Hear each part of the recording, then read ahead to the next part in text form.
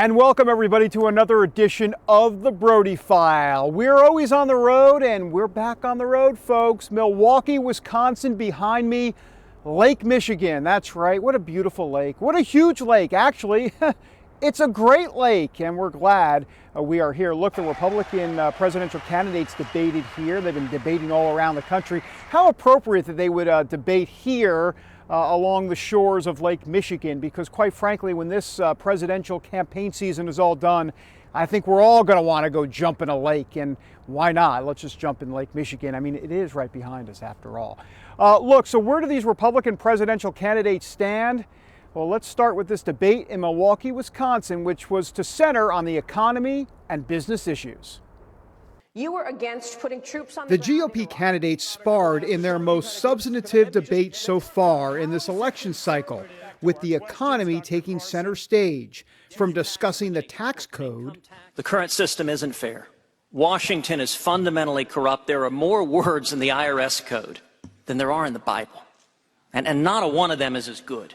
To building a stronger middle class. For the life of me, I don't know why we have stigmatized vocational education. Welders make more money than philosophers. We need more welders and less philosophers. The biggest clash came when Rand Paul questioned Marco Rubio's desire to push for a larger child tax credit, in addition to more defense spending. The point that I'd like to make about the tax credits: we have to decide what is conservative and what isn't conservative. Is it fiscally conservative to have $1 trillion expenditure? And yes, I do want to rebuild the American military. How's it conservative? I know that Rand is a committed isolationist. I'm not. I believe the world is a stronger and a better place when the United States is the strongest military power in the world. Marco, how is it conservative? How is it conservative to add $1 trillion expenditure for the federal government? There were also disagreements on topics like immigration. Trump wants to deport all illegal immigrants. We either have a country or we don't have a country. We are a country of laws. They're going to have to go out, and they'll come back, but they're going to have to go out, and hopefully they get back. But if people think that we are going to ship 11 million people who are law-abiding, who are in this country, and somehow pick them up at their house and ship them out of Mexico, to Mexico, think about the families. Think about the children. It's a silly argument.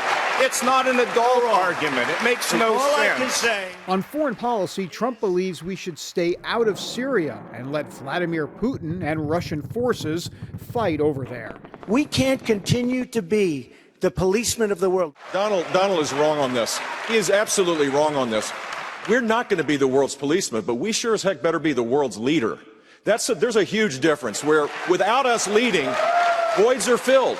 Carly Fiorina took the opportunity to say how she would show Putin America's muscle. I would start rebuilding the Sixth Fleet right under his nose, rebuilding the missile defense program in Poland right under his nose. I would conduct very aggressive military exercises in the Baltic states so that he understood we would protect our NATO allies and would-be allies. As for top-tier candidate Ben Carson, he addressed the swirling controversy over the media vetting process and how they're trying to find any little thing to take him down. I have no problem with being vetted.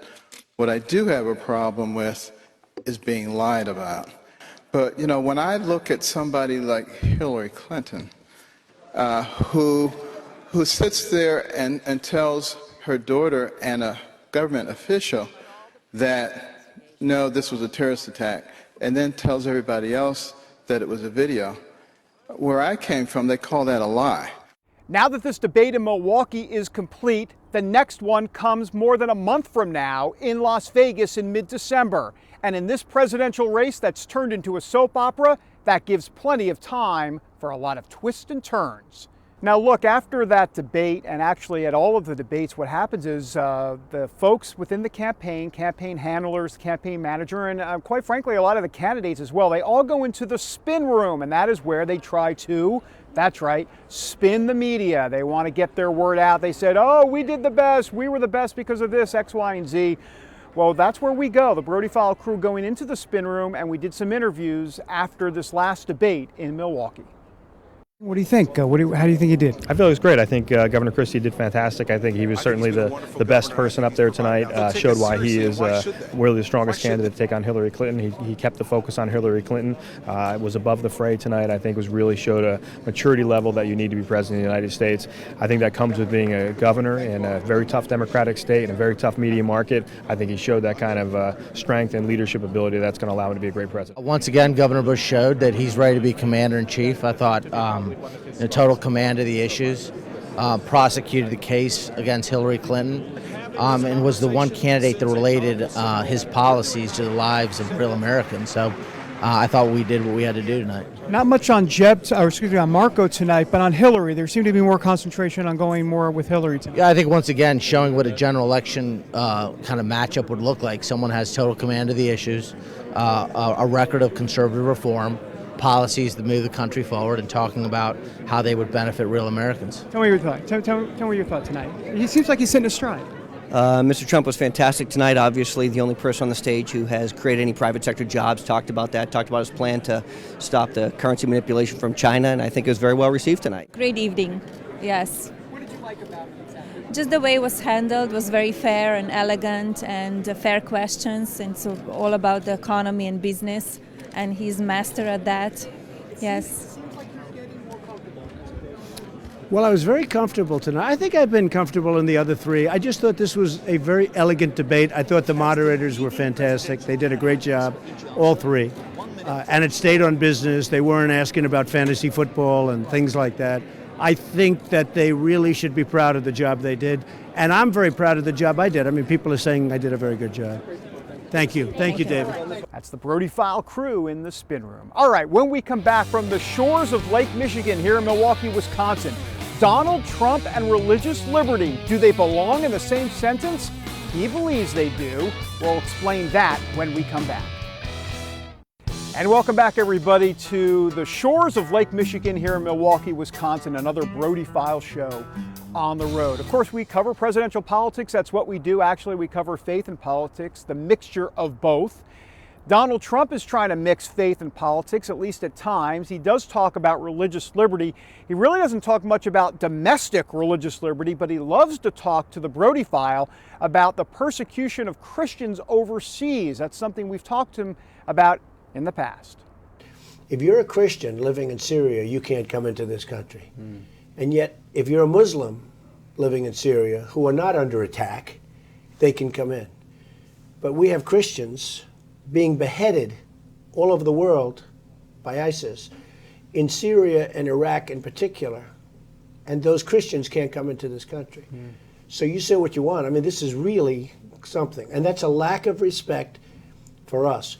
If you're a Muslim, you can come into the country very easy. If you're from Europe and you're a Muslim, you can come in. But if you're from Europe and you're a Christian, you can't come in, meaning it's almost impossible. So you tell me about religious liberty and freedom. The Christians are being treated horribly because we have nobody to represent the Christians. Believe me, if I run and I win, I will be the greatest representative of the Christians that they've had in a long time. That is Donald Trump waxing poetic, I guess, on religious liberty here on the Brody File.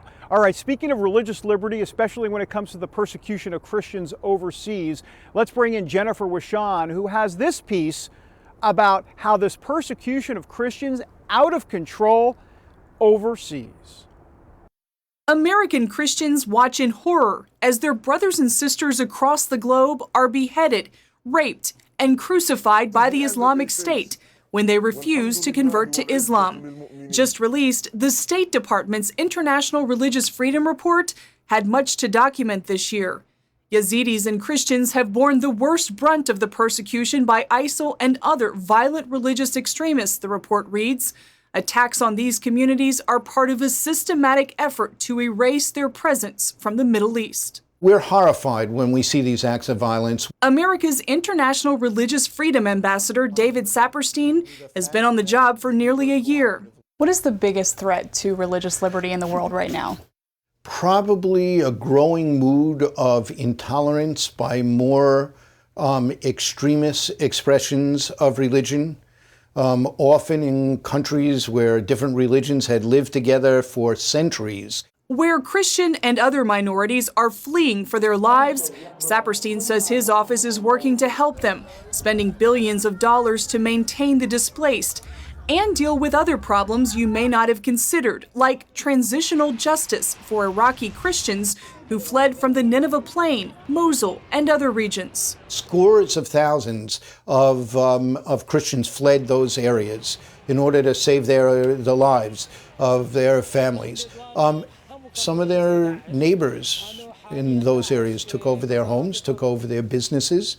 They're going to go back. That has to be sorted out. There has to be a transitional justice system set up, and the international community is working on that. There are some critics who say that the Obama administration could be doing much more to protect religious minorities, especially in places like the Middle East. Do you think that's a fair critique? You know, the argument that you could do more or you can do much more is always a difficult one to assess.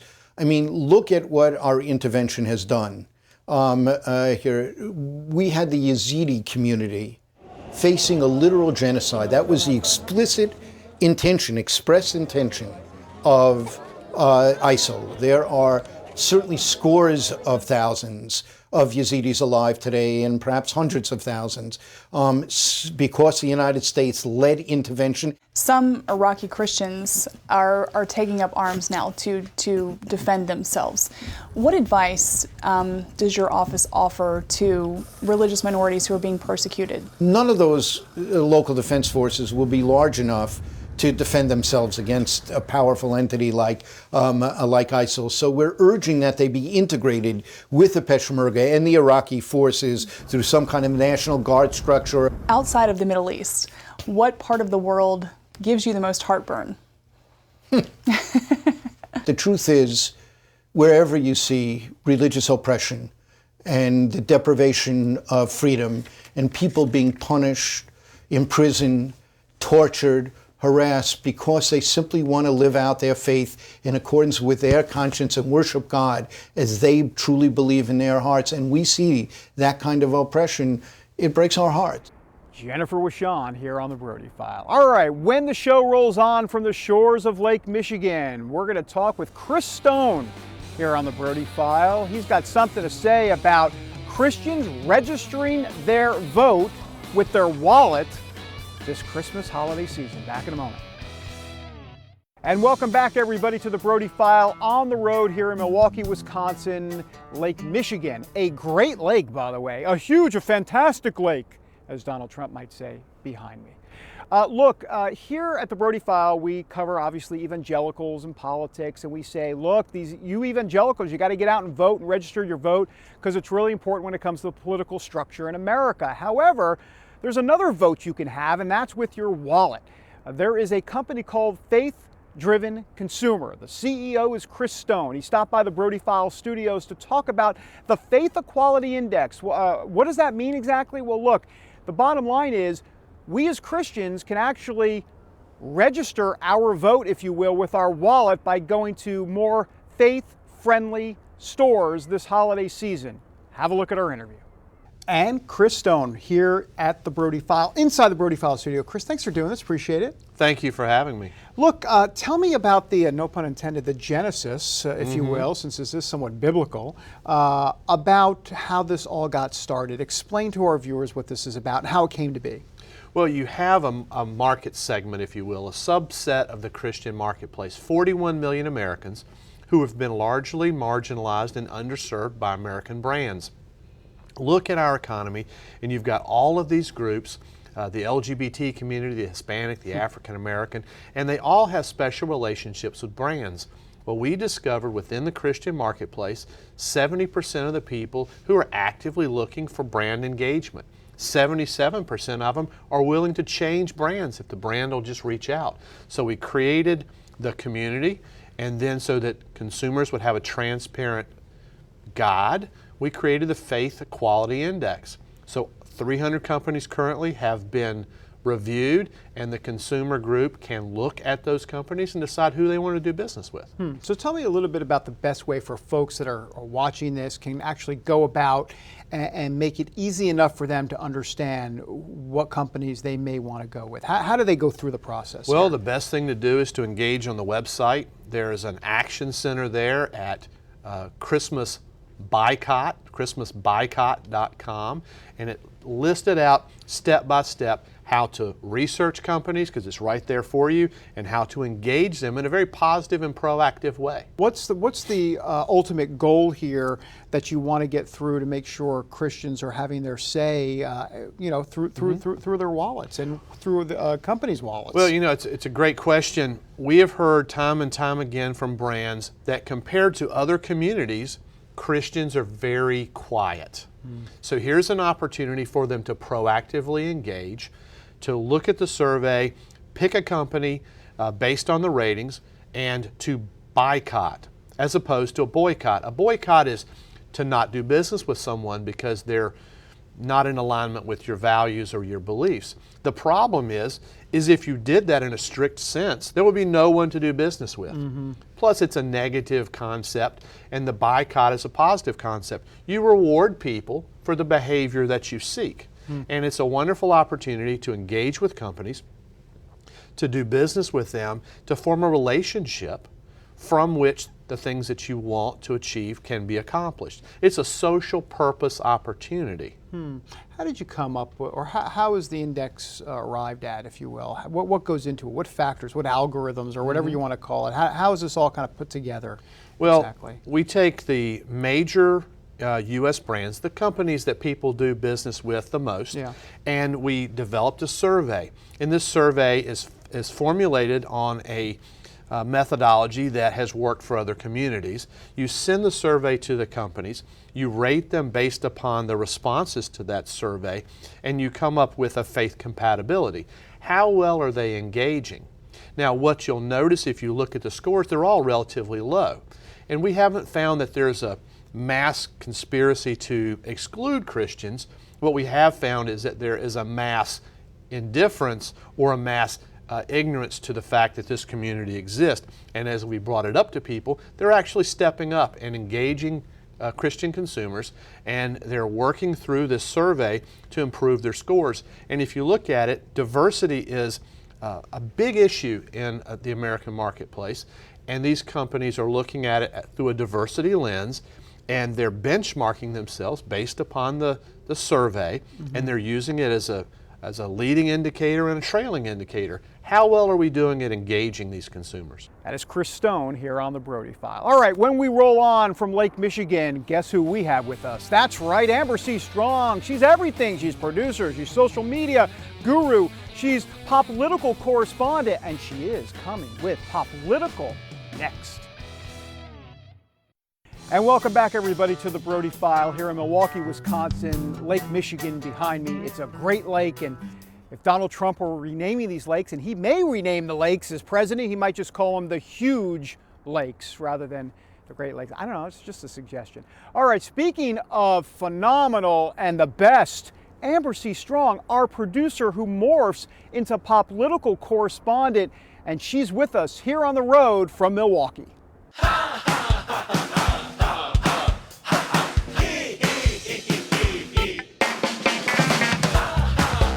Where the talk on social media and the talk in the political world happen to be two things: Donald Trump and SNL. Donald, you're the most amazing guy. You're brilliant, you're handsome. As expected, Trump brought in huge ratings because nobody's bigger than Trump. That was my really bad Trump impersonation, but his comedy did not come without controversy.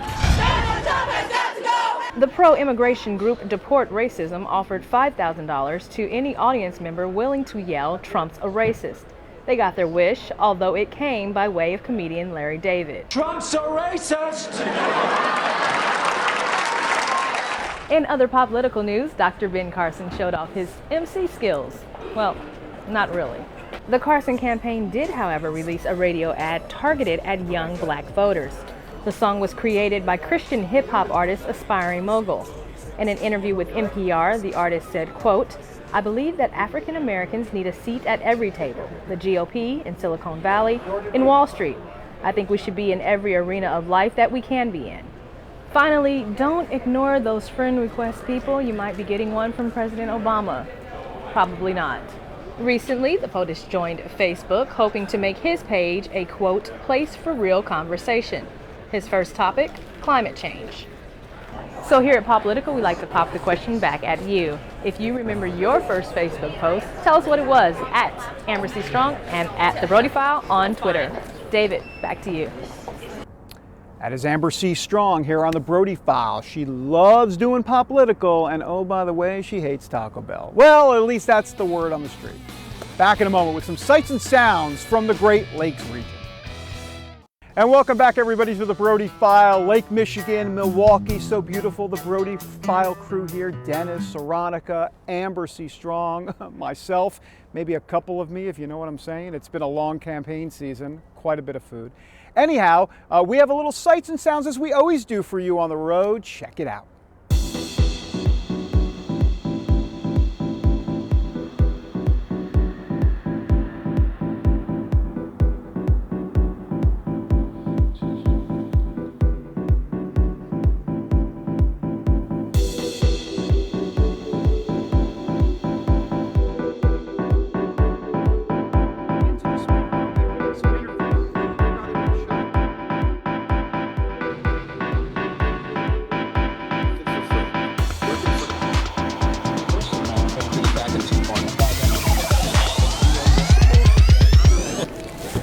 And I hope Rand Paul's not watching.